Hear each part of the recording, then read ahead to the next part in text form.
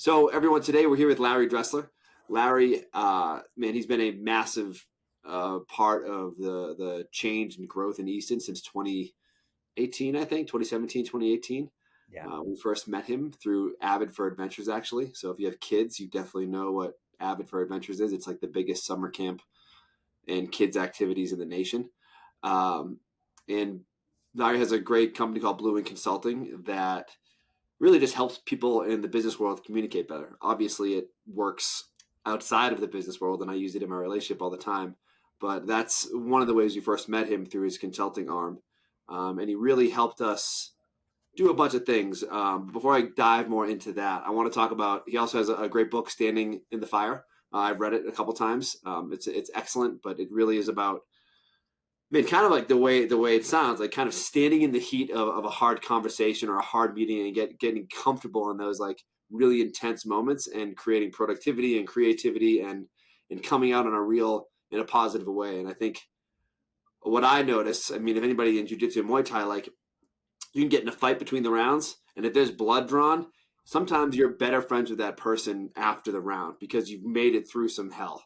And I think hard conversations can kind of be similar, especially really intense meetings, if people learn to like not take things personally, which is obviously hard. Or even if you do, like learning to understand afterwards that it wasn't about them, it's about the event. So there's that great book, Standing in the Fire. And then he has a blog that I've been reading forever. We're going to talk about one of them today, called Insights from Larry. It's super informative. He always draws from great leaders, from like poets to philosophers to business leaders to, I don't know, you name it. It goes across the board. And then his work with Easton, like he is the one that helped us. He actually showed us what core values were. He helped us create core values, BHAGs, which were a big part of what we do, kind of our mission on our way to our vision. He also helped create company structure. He taught us about why it's important to only have a certain amount of direct reports. If you have too many, you can't really help them succeed. And a bunch of other things as well. He's helped Amal, Elliot, and myself learn how to be business partners and stay in our role lanes. There's been so many areas at Easton that Larry, without Larry's help, we wouldn't be where we are today. So this is Larry Dressler. So the Easton you see today is very much due to Larry's connection and commitment to our company and helping us see a clear way through difficult times. So thank you for being here today, Larry. How are you doing, sir?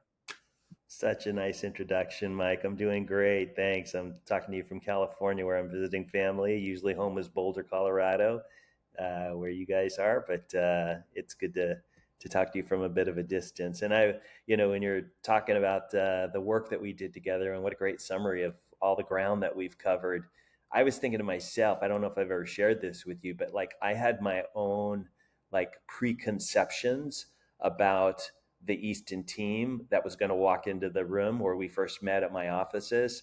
And I had this idea of like, a bunch of jock business guys, who were going to be walking into the room and, who were entrepreneurial and freewheeling. And all of that was true.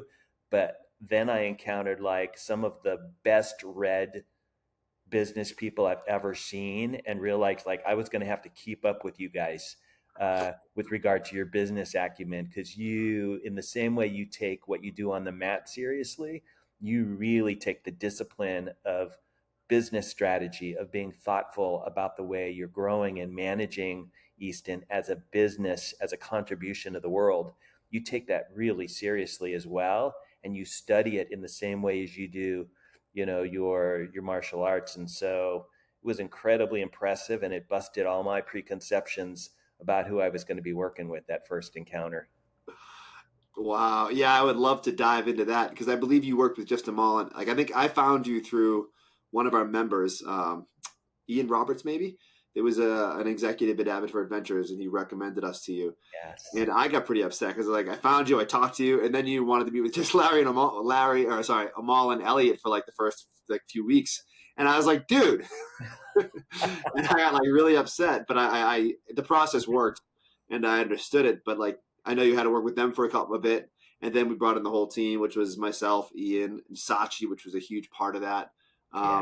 Did you see like from when you first started, like working with Amal and Elliot, then when the whole team came in, like Sachi especially, like she brought so much, and Ian, they brought so much to the Yeah. table of like this, their understanding of human beings and the human condition that are probably outside of what Amal, Elliot, and how Amal, Elliot, and I saw things. And I was curious how that also changed your perception of us with it Yeah, all. yeah. I think, as I recall, one of the things that as a consultant and you're trying to get to know a client, you're trying to figure out how you can help make a difference for them. One of the things I'm listening to is like readiness. Is their commitment? Is their buy-in? And I think, probably, and I would, Elliot and Amal would say this. I think if they were on the call today, I think I sensed more reticence around this outsider named Dressler coming in, and it felt like in order to set the stage well for the whole team to come together, I really needed to build a relationship with the two of them so that they were all in by the time all of you were in the room together. And I get the feeling left out at that moment. You were all in, like that was clear to me, but like it felt like they had to have some, one or two more conversations before that could happen, because it was all in service of setting you up, because you were the one that had the vision for like what this could do for the company. But I wanted to make sure they felt all in by the time we all got in the room together. So that's what that was about. I think we had that discussion, but I get why it probably felt a little exclusive at that point. That's my insecurity too, my youth, right? Like now when I want to like do a new change, I'm like, okay, cool. I would like you all to meet Amal and Elliot, spend some time with them, or just one of them, depending on who the one that's more reticent. Like Amal's very, Mm, for a long time, like this with consultants, and I get it. They can have a right. bad name, you know. Sure. So for me, it was like, okay, who do I need to buy in? Like Amal, I need you to find if you like this person, and if he's like, I'm all in on this person, I'm like, perfect. Now I'll move forward, and I get that now. I think at the time, like, man, I was insecure. I mean, I think it was my early 30s, and I was just a general manager, and I didn't know what I was doing. I just knew there was something. I just didn't know what it was. Which 10 years later, or 8 years later, I feel very differently about the process and understand it now. But man, I think about how much of everything that we ran into or I ran into was all. I mean, this is for all of us probably based off my insecurities, right? Like, how much it drives all of that. Well, also, I think your exuberance too, just, you still have a lot of that. It's like you have clarity when you have clarity about what you want to do, where you want to take things, you have a lot of energy behind that. And I think there's this sort of balance. Sometimes you have to go slow to go fast. So where I hit the brakes on a little bit, and said, let's have a few more conversations with these two majority owners here before we move into this. And that was like, felt probably like it was putting the brakes and slowing things down, because you had so much clarity and exuberance around where you wanted to take this thing. And that's a leadership lesson, right? Like sometimes you have to go slow to go fast. Yeah. Yeah. No, I love Danny Kahneman. I love that idea. I talk about it on the mats with my kids. The whole thought process.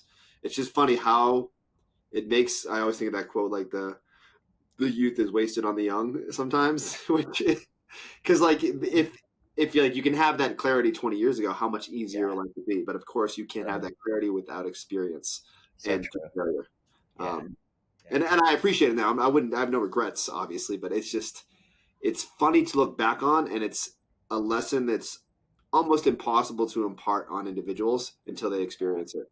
Now Yeah. that I'm a senior person in the company, like I'm 41, I'm one of the oldest ones of the company with many direct reports or general managers all in their 20s or early 30s.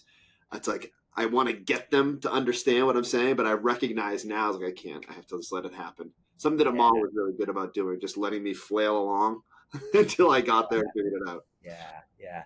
I want to go back to something you mentioned about Sachi, because it's really, for me, like being in the room with you all as a business leadership team, um, her being the youngest person in the room, the only woman in the room, the only person who had not gone head to head with the other on the mats, right?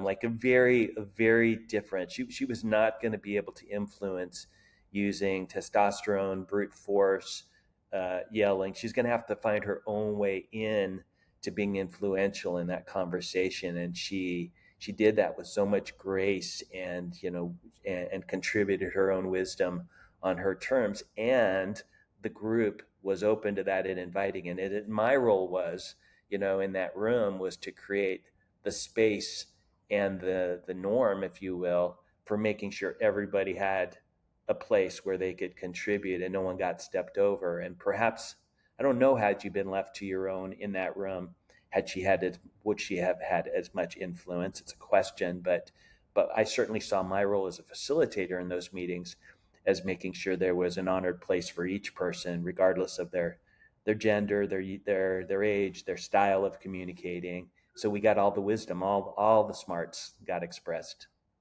That was a beautiful. There were some beautiful moments in that that stick with me too. I think I'd interrupted Sachi during one of our conversations, and you cut me off pretty heavy handedly, and it was like in that moment I was like, whoa.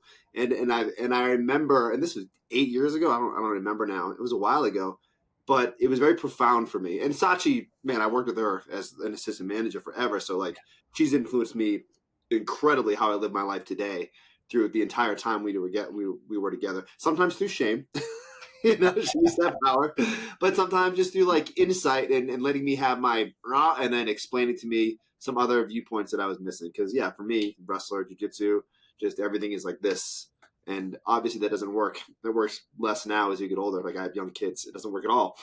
Right. But Sachi showed me a lot of that. And in that meeting, yeah, so the Mall and Elliot, like Ian's not a bulldozer, but us three can be bulldozers. And having her voice was very powerful in helping us get to the right decision. And now in leadership, we have more females.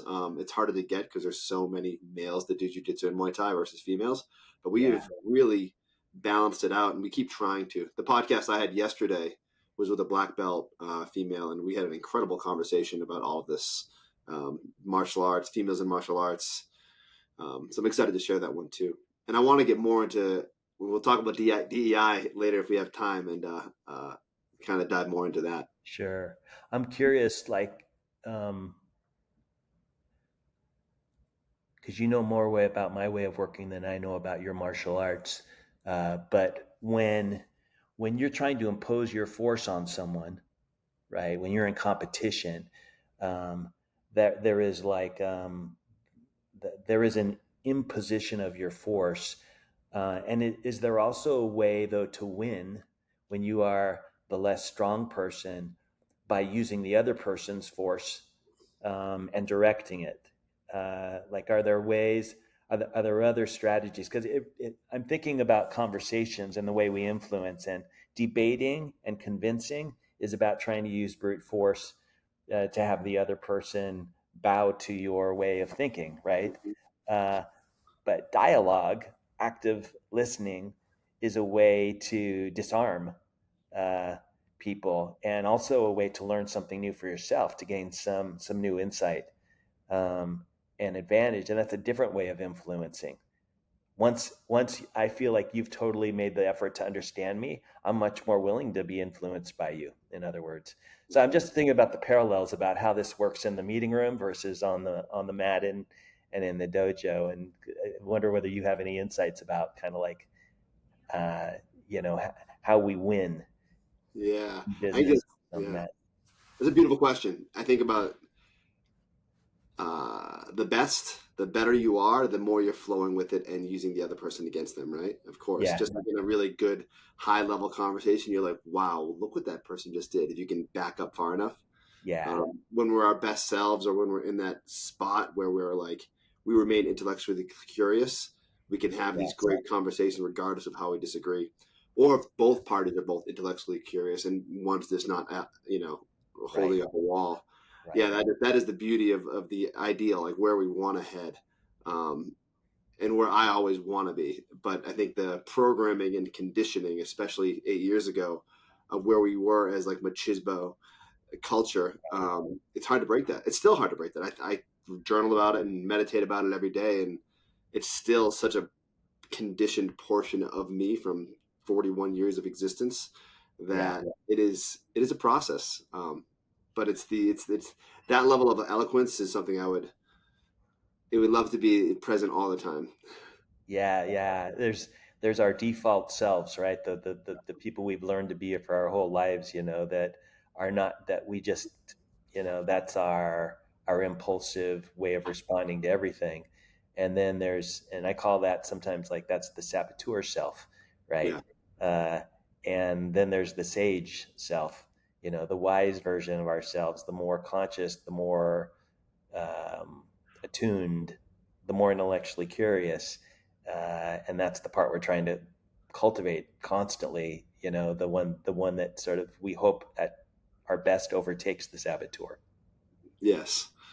Yeah, man. No, I love it. I want to ask more questions because I want Yeah. to kind of ask some more Easton stuff as well. Before I want to know more about you too in your life. And this is a bit of a tough one because haven't been part of us, but we bring you in probably once a year or so for questions or conversations or help. Yeah. I think most recently you did a 360 with Ian. But how have you seen us change and progress over the past 7 years, for better or for worse, from your perspective, even as limited as it may be? Yeah. I think the most profound change was after you all worked really hard to articulate and refine and get clearer and clearer about core values, Mm.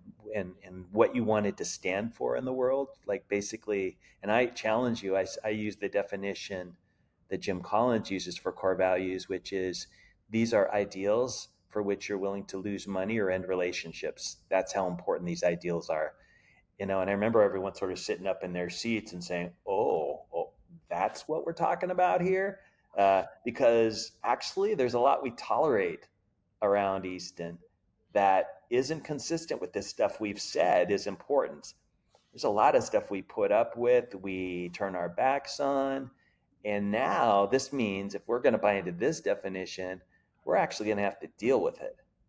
We're going to have to confront ourselves first, and then the behaviors that we say don't have integrity for us. Doesn't make those people bad, evil, awful people, but it means like we've been sending the wrong message about what's okay around here.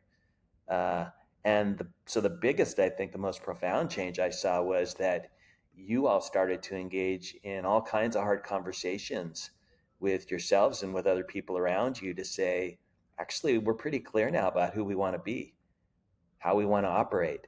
And this feels like it has a lot of integrity for us. If you want to be part of this, these are the values. And if there's not a good fit, it might be there's a better place for you. And that was impressive to see how much courage you all mustered up and self-awareness to engage in those conversations. That I think has been the biggest thing that I've seen. I think that would be the biggest thing for me, and I think Ian would speak to this, and probably a lot of people would. One of the top 5 things changed in my life, for sure. The core values, like that's how much it's affected my life. Wow. Yeah, like huge, like yeah, because it's that, and when you make those decisions, like when you finally decide to make that really first hard decision, like there's hard conversations that happen with students, but when you do it with your closest friend, and you're willing to cut them out of your life or lose a bunch of money because this, and you actually have to do it, and then also deal with all the fallout for the next X amount of time, which is horrible, but Yeah. standing by your conviction because it was against those values. Man, that first time you do it is so hard, and the next time you do it, it's just as hard, and it stays just as hard each time. It's miserable, but the positive is, the outcome is going to be positive. Like that's the difference. Like the first one, there's an unknown. Just what is this going to do? Oh my gosh! And every time you're going to make another hard decision or like that, it's awful. But Yeah. the outcome, in the end, after doing it so many times, is going to be like, okay, I'm glad I did it. And that's the relief. Yeah. Not only is sometimes that's useful to you and to the organization, that relief, but also sometimes for the other person who's on the other end of the conversation that you're having it with, it's transformational for them. Like sometimes these hard conversations are the greatest evidence of friendship and commitment to another person, that you're willing to invest in the uncomfortable moment in service of their growth, as well as, your interests. Yeah. Well, I appreciate that. I think it's been 50-50 on that because some of them are just like, hey, man, this is the end. I wish you the best, but I can't be around you for the rest of my life. Yes. Because Yeah. it's too dark. But I do wish you the best. I really do. Right. Right. And I hope you find a place that works for you. Yeah. It's just not here.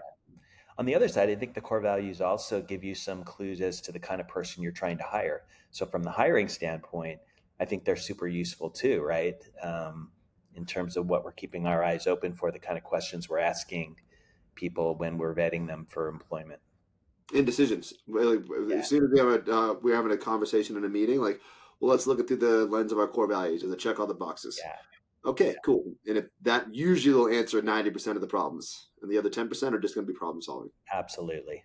Yeah. Love that. Yeah. Let's see. I kind of asked you that one. Have you actually? I think we've talked about this, but I don't know. Have you trained in martial arts before? Or any martial arts like that you? That's a great question. Uh, well, we'll go back to sixth grade when I attended. I was in a school district that was pretty gang dominated. So I, as a small kid with sometimes too big a mouth, um, got my ass kicked on a regular basis. And I mean badly, and usually not by just one person, but usually it was no win. It was like I was up against five guys that were just going to kick my ass to the ground and keep going until I was in bad shape. So I'd come home beat up, and my parents were like, well, we're calling the principal or we're calling the police. And my dad at one point said, well, maybe we should send you to some self-defense classes. And I was like, I don't think I'm big enough to defend myself against five guys. It's just like the way this plays out doesn't work out for me, but I'm going to do it anyway. So he took me to a judo class at the local Buddhist temple, and when you get to the judo class, the first thing they start to teach you is how to tumble and fall. They teach you how to fall and get thrown. And so the only person I knew in the class was this guy named Genji Otani, who played forward on the basketball team, and he'd been taking judo for years. I didn't know it, but familiar face, So I walk up to Genji and it's like, "Hey, dude, show me around." He said, "With pleasure." And he proceeded to like throw me across the room 10 times. I remember like I just felt like I was flying from one end of the room to, and he was having so much fun just throwing me around. It's like three times my size. And that was that was my introduction to judo. But over time, I really came to appreciate the discipline, the rhythm, the close contact, physicality of it. It never became a source of self-defense for me, really. But it did sort of bring a sense of physical confidence as I kind of moved through the world. And I didn't go far. I think I wound up doing a couple belts and then got involved in other things in my life, and found other ways to navigate a violent school district. Basically, I came to be able to see power networks among, the people who were populating the hallways, the predators, and figured out how to connect myself in ways that created safety with this network of gang members and with the people who knew the gang members. And so over time, I had to use my smarts, my sociology mind. I didn't know what to call it at that time, but I was becoming a sociologist, and I could now get from English class to math class safely because I'd figured out the networks and the power system, and that turned out to be more valuable than judo in the end. But that was my only connection early in life to the martial arts, and it was a real dojo. The senseis took themselves seriously, um, and I really appreciated that space where you bow your way into the space. When you enter the space, you bow. You connect with your own humility that this is a space of learning, a space where I'll be humbled, and I was that first day, especially. And I always appreciated that value. I love that. It makes me think.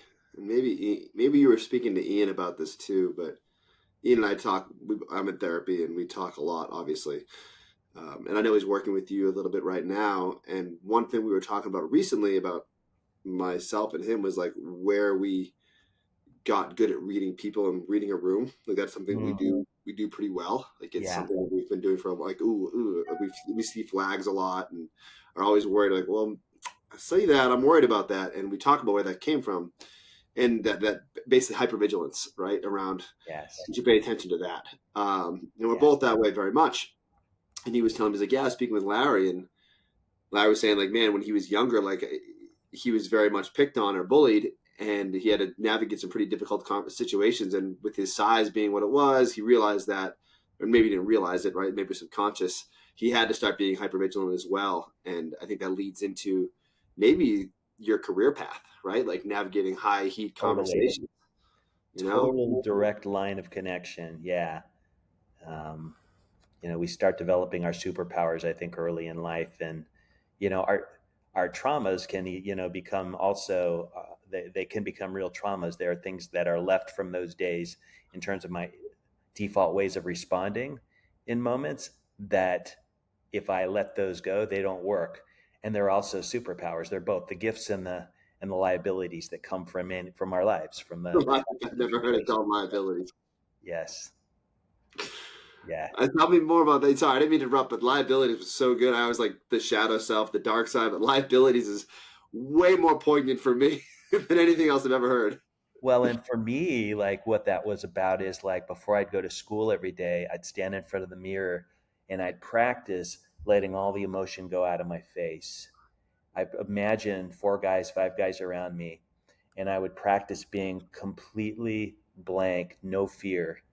Um, and then I would step toward the mirror, take one step toward the danger, um, with no fear. And that was my way of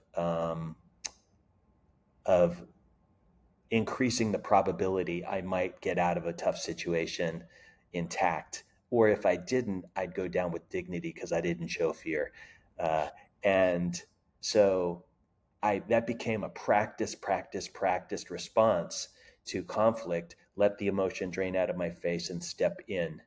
Now, that worked fine in high school as a strategy. Fast forward to being in relationships, and when there's conflict, all the emotion drains out of my face and I step forward, not so much, not Yeah. so useful, right? So I had to re-examine that default, strategy in my adulthood in relationships and say, yeah, that strategy not so much anymore. I don't think that's going to do it. Wow. I love this conversation. It's so relevant Yeah. to every aspect of our life. The Yeah, so much of that whole like for me it was like kids would like try to hurt you, they'd like come up and they'd squeeze you as hard as they could behind the neck, and a lot of kids would be like, ah, and I remember like I'd practice at home. I'd be like, I can take all the pain, and Yes. boys would come up as hard as they could to hurt me, punch me, and I would just take it totally numb, Yes. and I would just stay that way, Yeah. um because I didn't want to give them the pleasure of like that they're hurting me and It's for funny me you like, say that. My wife always, notes that I have an incredibly high tolerance for pain and discomfort. And I'm like, yeah, like she's saying a good thing to me. She's like, no, that's actually not a good thing. You don't get it. I'm you, proud you of that. you actually don't have to endure pain, Larry. It's funny too, like we're sitting here laughing, right? And and like I'm laughing, but I also inside, I'll probably cry when I say this. I imagine like the kid there in that moment, like we're giggling about it now because we're like relating to it, like, oh wow, yeah, I remember that. But there's this like if you take a moment and put yourself into that like little kid's Yeah. bones, and you're like, man, that poor kid, how scared he is, and like that shit fucks with me every time I like actually think Totally. about and empathize. Like, oh my god, that poor kid had to create these walls to Yeah. survive in this world, and it's really sad because you want to hold that kid, but then there's the other side where like because that kid had struggle, right? He was able to build a resilience and survive in this challenging world, whatever that. And it's all relative how challenging it is. And so, like it's like part of that hero's journey. Like they still needed to go through these trials to come up on the other side. It's so true. It's so true. We don't want any kid to go through bullying, having gone through it ourselves. Like that's not okay. And it's not okay to say even like, I mean, for some, it will become a source of resilience. For some, it will become a source of trauma. For some, both. But no one should have to build their resilience in that way, right? And so I know that you, as a man in this world, are so aware of the kind of toxic messages that boys get about what it means to be a man. Yeah. And I think especially, in the world of fighting, in the world of martial arts, that can be one aspect of a message that gets sent around what does it really mean to be a man. Get tough, toughen up. And you're a great model in terms of a guy who's willing to express his emotions, to be vulnerable. And I think the boys in your centers, it's one of the opportunities in terms of formation of people, and of athletes, that they can see a lot of different versions for what it means to be a strong man in this world. Yeah, I agree. There's this amazing. They're actually brother and sister, Vi Burlow and Flynn Burlow. Flynn's been with us since he was like 4, and Vi's been with us since she was like 6 or 7. Flynn runs the jiu-jitsu in Boulder, and his sister is the assistant manager. And they're both like brilliant. She's a PhD candidate. She does, they're doing because they love Easton, but they're going to progress into some super high level career when they're ready to move on. But I had this amazing conversation with Vi, I think 2 nights ago, about like the hero's journey and the heroine's journey.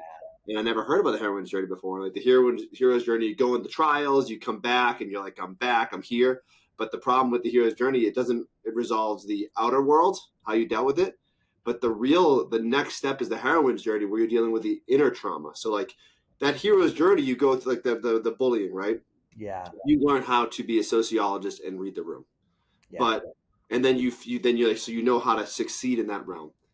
But like your wife said, like, yeah, there's the trauma that you never faced. You never addressed the other trauma that came from building that resilience. And going through the academic study of the heroine's journey really blew my mind. Like, oh yeah, that's the next stage, right? Like, how do we unpack our inner self? Like the trauma that built us, that may have built us to who we are outside. All this trauma created inside of us. Like, absolutely, hey, you're not done yet. Absolutely. It wasn't until my 40s and 50s that I actually had to go back and realize that journey was incomplete. Which is the case for many of us, and some of us never do that. But I've never heard it described as the heroine's journey, and I love that kind of dual cycle. That's terrific. Thanks for sharing that with me. It was amazing, this conversation, and this is what she's studying. I think she's teaching a class. She's going to teach a class on it. But I was like floored in the office. She's on the whiteboard at Easton explaining, and I'm like asking all these questions. I'm so excited to hear all this because she's a PhD student, so she's so articulate and can explain everything simply because she's so smart. Has she been on the podcast yet? No, I was going to offer on her next. I was going to ask her. I was going to reach out to her today because I can't wait to discuss this further. Yeah. I have so much. We can keep going. I think we've kind of already discussed this, but I'm curious. You've been working with us a little bit with the 360 review with Ian, and we're going to do a couple more.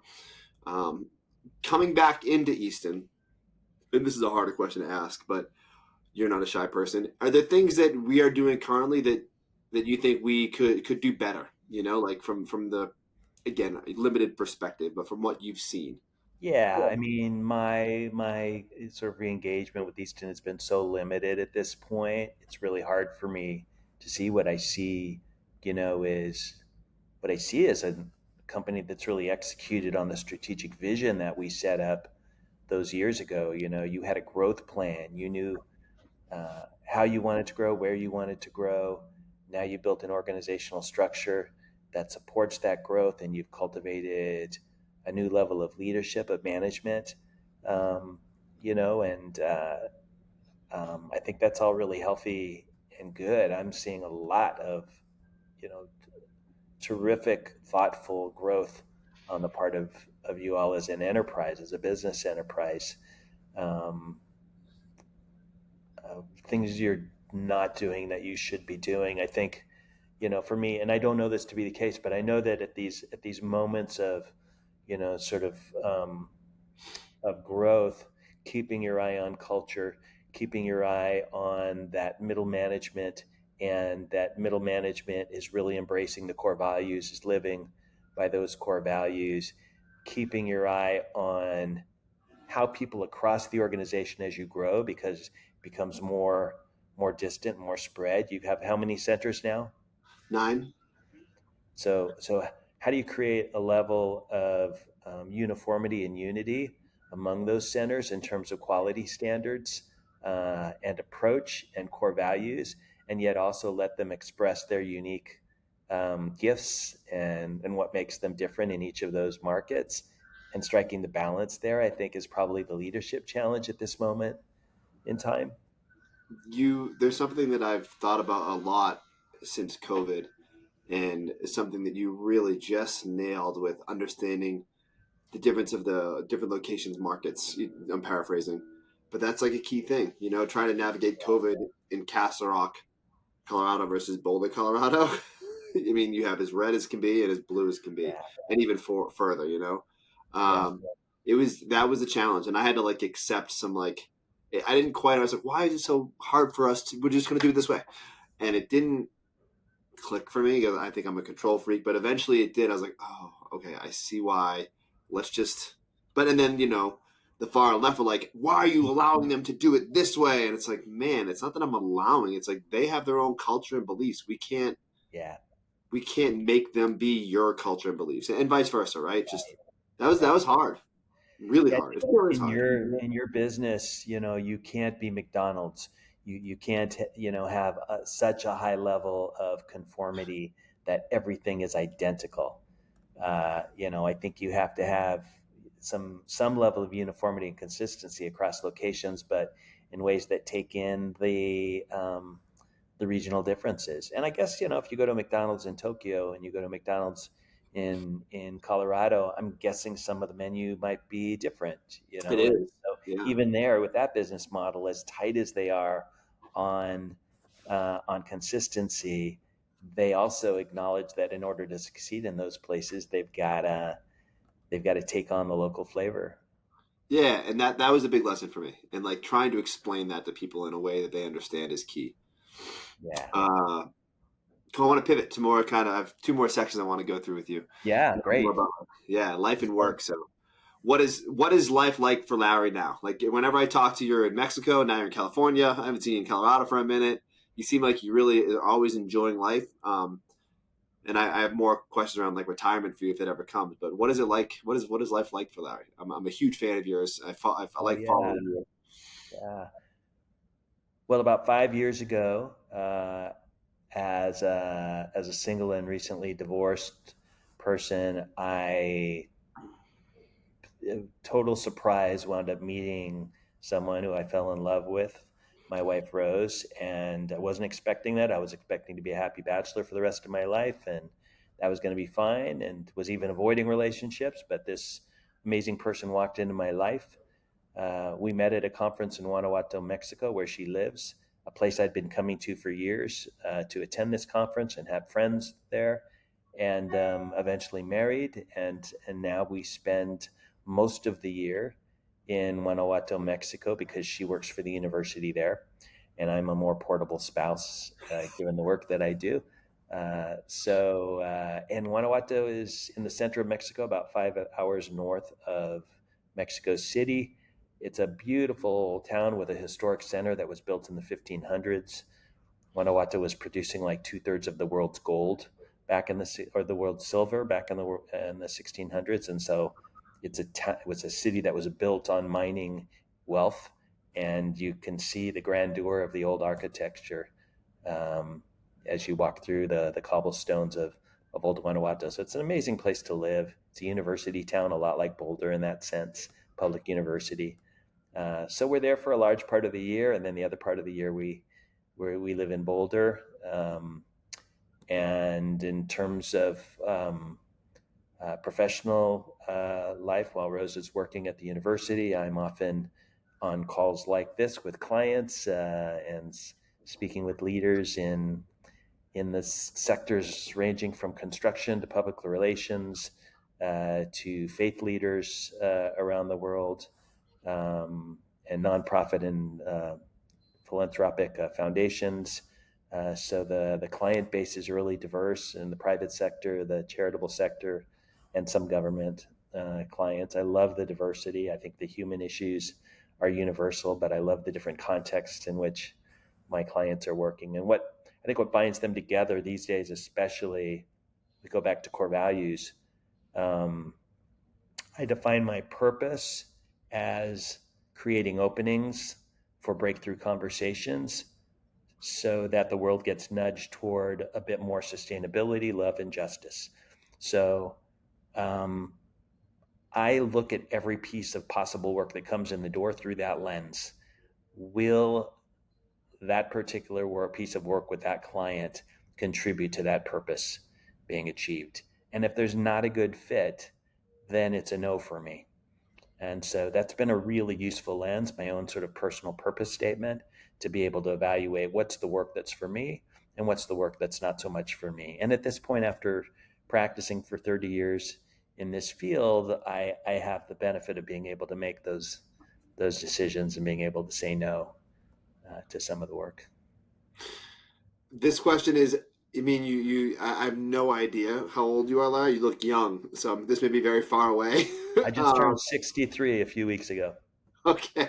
Yeah, well, I was going to guess, that's not what I would have guessed. I would have guessed a lot younger. So I don't know what it looks like for you. I know in the U.S., the national retirement is 65, but that's like for corporate jobs, right?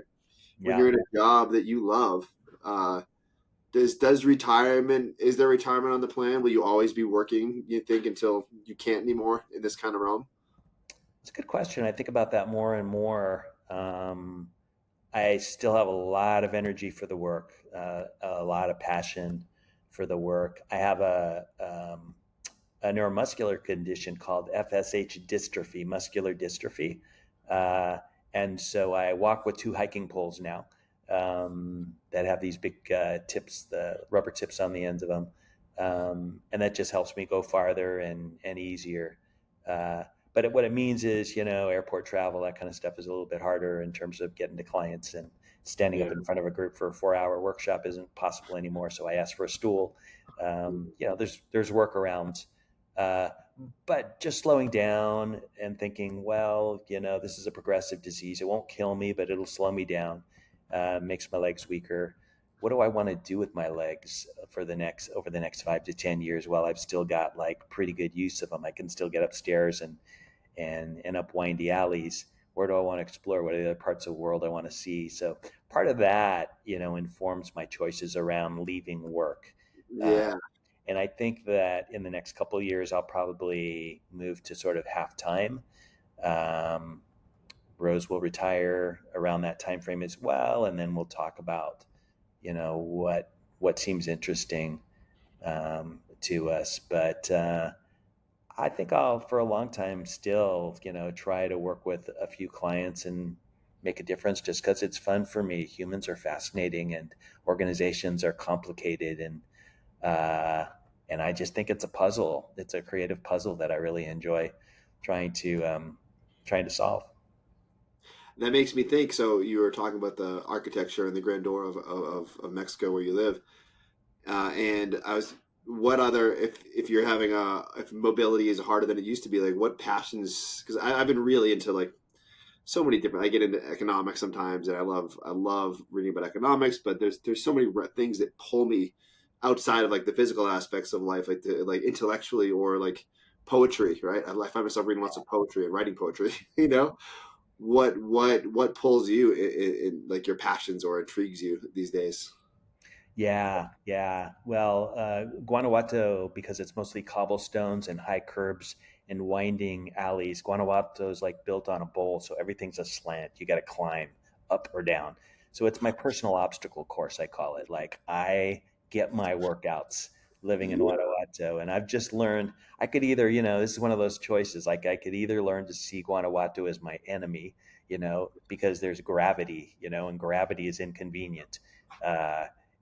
Or I could say, this is the place where I'm going to get stronger. This is the place where I get a workout. So I've chosen the latter on that. So I work in the historic downtown a couple days a week at a coffee houses, just so I can leave and walk around and do that. So I'm still walking and on my feet, just moving more slowly. I love travel. When we're in Boulder, I love my electric bike. gives me that little extra boost, and I get around almost exclusively on the e-bike. Um, and I love going and listening to live jazz. I'm a big jazz fan, so anytime I can get out, in the evenings, wherever city I'm in, New York, Philadelphia, first thing I'm doing is looking on my app and trying to find a club where I might be able to hear some local live music. Oh, that's fantastic. Yeah. I love that. I've had this. I love that. I have this thing recently where I don't like running, but I'm doing it because I want to not. I've been battling other people my whole life. I want to battle my mind. So I signed up Yeah. for a 100 miler, and I've done a bunch of big Nice. races. But one thing this thing that has been really sticking with me lately is kind of, this is a bit brusque, but this is what came to me, like fall in love with what you hate, and I had to do hill sprints yesterday, 3-minute hill sprints, and Yeah. that's awful. And the first one it was like, I hate this. By the third one, I'm in pain, but like, Mike, you can find a way to love this. And just really trying to fall in love with what it is that you hate. And of course, this doesn't have to line up to like a person that's like wronged you or something. But if it's something that's part of your life daily or that you find hard, like, why do you really hate it? Oh, you hate it because it's hard. Well, you hate it because it's XYZ. So let's fall in love with that difficulty. Let's fall in love with that challenge or that fear, and really trying to fall in love with it. Like, I love you. I love this feeling. Yes. And it's been powerful. That's that same reframing. I wrote a blog recently called "Partnering with the Unwanted," where I talked about the dystrophy, and I said, like, okay, it sucks. I'd rather not have it in my life, and also, like, it has held amazing gifts. Like, moving slower actually allows you to see more and experience more. I have to slow down. I do slow down, but the act of slowing down has its own benefits. It has forced me to do what I always hated to do, which is ask for and accept help from others. Not something I've ever been comfortable with, but it's exercising that muscle. And I realize now when I ask people for help and they give it, I give them a great gift. They feel so good that they were able to help me, whether it's stepping off of a high curb. I just made their day and it helped me. It was a win-win. But so I've learned to do that. So just like learning to see something that we could by default say that's bad news, but figuring out like where the gifts and the lessons are in the bad news, I think is that same kind of falling in love with the thing you hate. Yeah, I love that. Yeah, always imparting good lessons. All right, I have a bunch more. Let's see which ones I want to ask. This one I'm curious. I'm very curious if you answer to this one. What are, and this is off the cuff, so good luck. 3 people that are living that you would like to have dinner with. Oh dear. I recently said to Rose, my wife, in terms of one artist I think is like really relatable. I'd really like to have dinner with Alicia Keys. I feel like she's so talented, so real. She just seems like such a real and approachable person. I would really like to have dinner with Alicia Keys. And she's so beautiful physically. I mean, it would just be great sitting across the table. Her father lives in Boulder, I think. Is that right? Yeah, our general manager, Phil, goes to the fly shop, and he met her dad. And he's like, he didn't know who it was. He talked to him for a minute about fly fishing, and then he left. He's like, that's Alicia Keys' dad. And then he met, and then, yeah, it was crazy. That's so funny. Yeah. That's amazing. Who else? Who else would I like to meet that's still living? This is a really hard question and off the cuff. Yeah, you don't. It's a tough one. I don't expect you to answer it. Yeah, well, I'm thinking about like people who I'm thinking about peacemakers, like people I would like to meet who do the hardest work of standing in the fire, for example. And I think about, another person who lives in Boulder who I have met, but I'd like to have some deeper conversation with him, is Bill Urey, who wrote all those negotiation books, and he travels around the world, mediating world conflict. Would like to learn more about what that life is and and how he navigates that. And I'm gonna save my third for later because I don't want to spend it impulsively here. I think that's wise. I think it changes day to day. Yeah. What somebody had on yesterday, and this broke me apart. She was like, she named two people. I can't remember who they were, and her third one was her dad. And I was like, oh my goodness, that's like the biggest gift as a dad that I could ever hear. Like, it broke me apart. It's doing it again. I was like, what an incredible. Because me, I'm like, it was beautiful. I love it. Let's see. Let's dive into some bigger picture stuff. I'm super curious. I really think about our conversations when Sachi was around and how helpful you were for me to recognize some of my preconditioning and programming, and how the beginning of this conversation as well about like making sure everybody gets a chance to speak.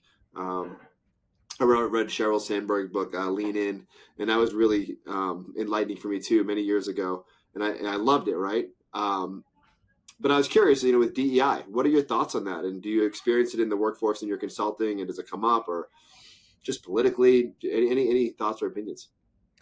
Yeah. More and more questions around diversity, equity, inclusion, belonging, who belongs, who doesn't belong around here come up. And I'm keenly aware, despite my childhood, that I walk through the world just by virtue of this face, this body, with a level of privilege that I'm just unaware of. Things work out better for me. I walk into a room, people see me as safe, as probably, an authority figure, just by virtue of this, Mm-hmm. not earned. And my own belief is like that is an artifact of living in a country that's based on white supremacist assumptions. That doesn't make me a racist. It just makes me part of a system that I inherited, that I was born into. And part of me wants to defend and say, but I come from a family of immigrants, of Jewish minority immigrants who come from an oppressed, world, and so how can I be, the bad guy here? I'm not the bad guy. I'm just a white guy who lives with privilege in this world that gave that to me.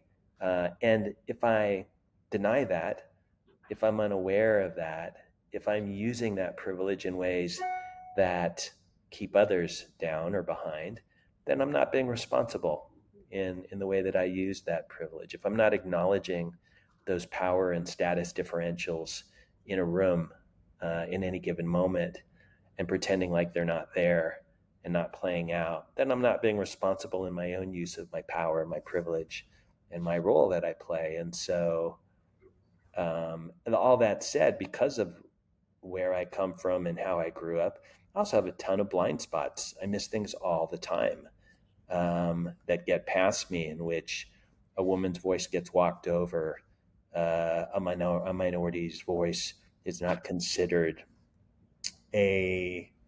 something is expressed, the use of language in ways that are exclusionary. And on my good days, I can step up and do the right thing, do the thing that, is attuned. I remember a meeting a while back. It was a board meeting where a member of the board made, trying to be funny, trying to be humorous, an offhanded comment about the language was fat women. And there were women in the room who had that body type, who had large bodies. And so people nervously giggled when the joke got made. And then the meeting was about to go on, but like in that moment, there had been injury done in the group. And there'd also been a message sent where if no one says anything at this moment, I guess that's okay around here.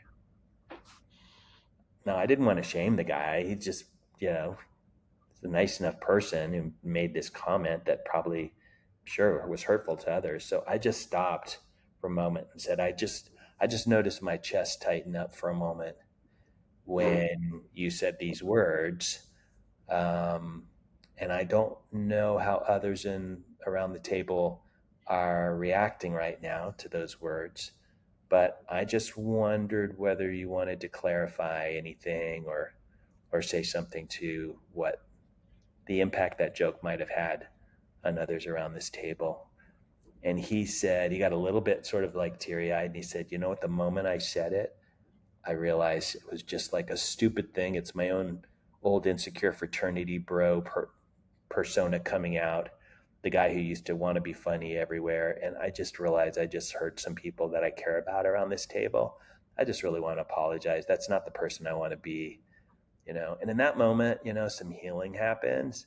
Things got repaired. The world got put right a little bit. He had a chance to say something that was truer for himself. And we moved on, everybody won there, but usually the default is I don't want to embarrass someone in public and call them out. So for me, that was a good day of facilitation, a good moment of facilitation. But I think partially like what that speaks to is the way we have to be vigilant all the time and not walk past those moments of, quick humor, off the cuff comment, because of how powerful they can be for other people around us. And it's not our job to rescue, but it's our job to play our part in calling those things into the light. That's a brave moment, right? That's a very challenging thing to do, but man, I appreciate that so much about you, and I've seen you do it. And yeah, that's incredible. I just think if everybody could find that strength and that bravery and courage to do that, I know I don't. I'm like, and I'm also the one making the stupid comments. So I've been on both sides of it, and Me too. that's hard. It's really hard, and man, I just commend you for that.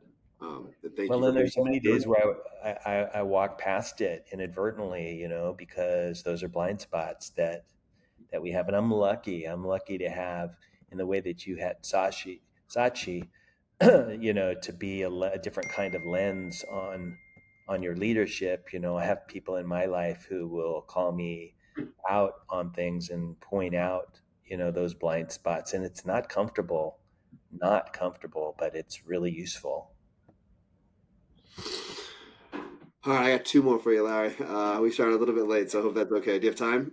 Yeah, Or do you have to absolutely. go? Okay. All right. First one is I read through some of your blogs recently, and then the one you sent most recently I liked. I was like, oh, this is the one I want to talk about.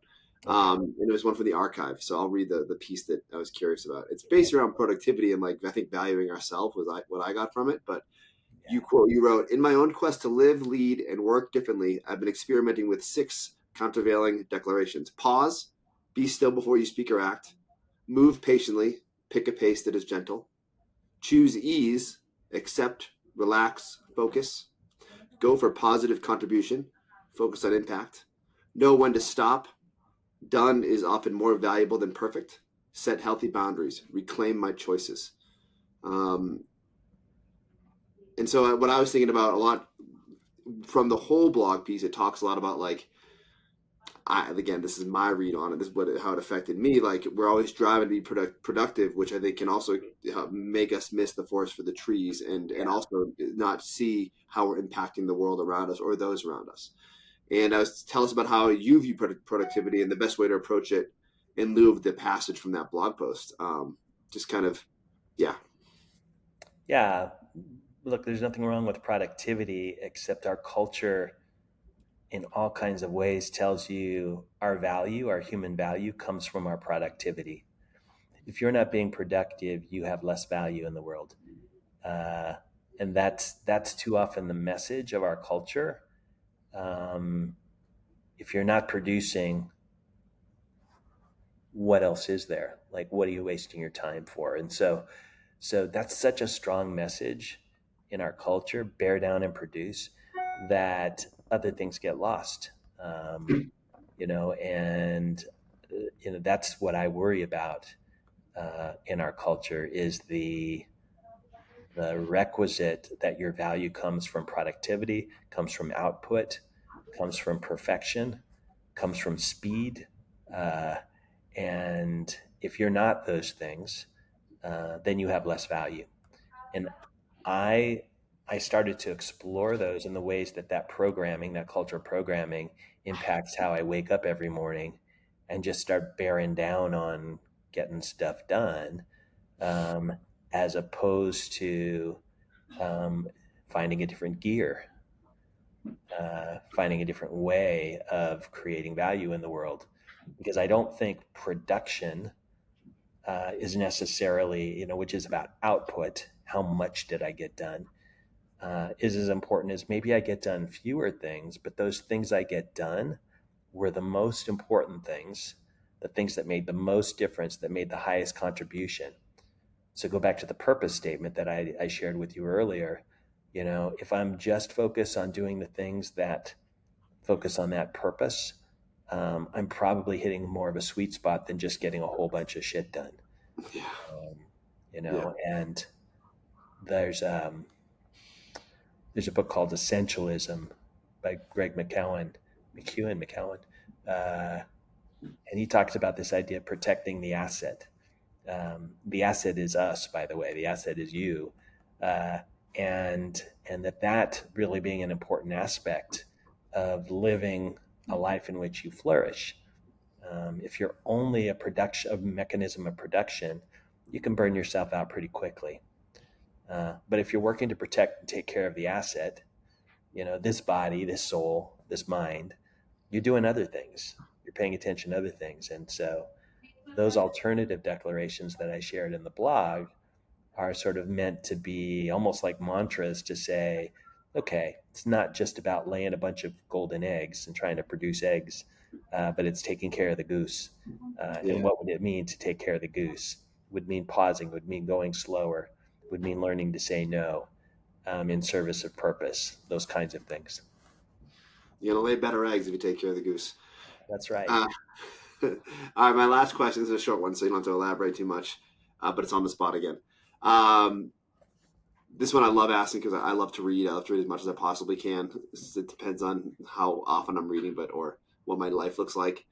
But what is a book you recommend that everybody should read? And what are you currently reading? Yeah. The book that in the last couple of years, I think I got a ton out of, it was a game changer for me, is called 4,000 Weeks. 4,000 Weeks. I'm terrible with author names. As an author, I should remember authors' names, but I'm guessing you're Googling it right now. I'm getting a link for it. Oh, good. 4,000 Weeks, maybe. Anyway, the premise is that 4,000 weeks is the average length of our lives, and the illusion that we can get everything done. It goes back to the eggs, right? Is it Bookman? Yeah, Berkman, Oliver Berkman. Oliver Berkman, yeah. Great writer. And the premise is that most of us will live about 4,000 weeks, and that we live under the illusion that we can get it all done. And if we only have the right time management techniques, and if we're only efficient enough and productive enough, we can get it all done in 4,000 weeks. And that's an illusion. That's a lie. And so if we can't get it all done, what we're left with is making choices about what matters, and what we want to get done, and how we spend our time in this short 4,000 week life. And so it's not a book about time management. It is a book about what our relationship with time is, and what our relationship with all the choices we have to make is. It is deep, and man, it goes right to this moment in our culture and the topic that we were talking about earlier. And I think the blog was largely inspired by Berkman's work with this book. So it's a book I've been recommending all over the place to people I really care about. Have you read it yet? No, I'm putting it good. on. I'm excited to hear what you think. Yeah, I'm really excited. This is what, for me, the whole concepts of the productivity and how much I think about time. Like every aspect of every moment, efficiency is like it runs my life because I want to get everything in. So I'm very Yeah. excited to dive in. Yeah. So the book I'm reading and just finishing now that I'm really also recommending a lot of people is a book called Set Boundaries, Find Peace, written by a social worker. Last name is Tawad. Um, you'll find that for me too, so we can give the person proper credit. Yeah, She's a really good writer. Um, it is. Wait a minute, I lost it. Hold on. Set. Nope, that's not it. Set boundaries by a piece. This can't be it. This one is by Robert Charles. That's not the right one. no, her name is Oh, here he goes. Nidra Glover Tawab. Nidra Glover Tawad. That's the name. That's the Tawab. author. And the book is really practical. It talks about how we set boundaries in our life and how many of us have boundaries that are very permeable. What we allow in our lives, what we say yes to in our lives, versus where we have clarity around our yeses and our nos in our life, and how do we set and maintain healthy boundaries in our lives. Very much, I think, a companion to 4,000 Weeks, because once you decide that you're going to live the 4,000 weeks of your life with clarity um, and with a sense of purposefulness, you have to set boundaries. And how do you do that? How do you do that without? I mean, we have to be willing to disappoint other people, but we can do that in ways that are clear and respectful. And she provides a lot of really practical insight for what that sounds like, what it looks like, and also what it looks like to be a person that doesn't have very clear boundaries, which is the case for many of us. We're pleasers or we're overachievers, don't set boundaries with our technology in our life or with our work and our life or with other people in terms of what we're willing to tolerate and not tolerate from them. Those are all boundary issues that she writes about. So that's a book I'm reading and I'm really getting a lot out of, and I'm recommending to others. Yeah, those all sound right up my alley. I get stuck into like the business side, and then the philosophy helps me a lot. But this area of like time and boundaries and learning to respect myself and others around me and their needs is something that is always good for me. Larry, this has been an incredible conversation. You're always so wildly insightful, and articulate. Um, about any subject I ask you about. I just really appreciate you finding this hour for me and even going over. I think the listeners at Easton, part of the Easton community, will really enjoy this and get to know like kind of some of the backbone structure and beliefs that Easton believes in because of our time with you. So thank you so much, brother. I appreciate you. It's been fun, Mike. Thank you for the thoughtful questions. I'm just really relieved you didn't ask me about quantum physics. I try to keep it in the wheelhouse that I knew you were aware of, but there's probably a lot more that I'm not. Thanks, brother. It's been fun.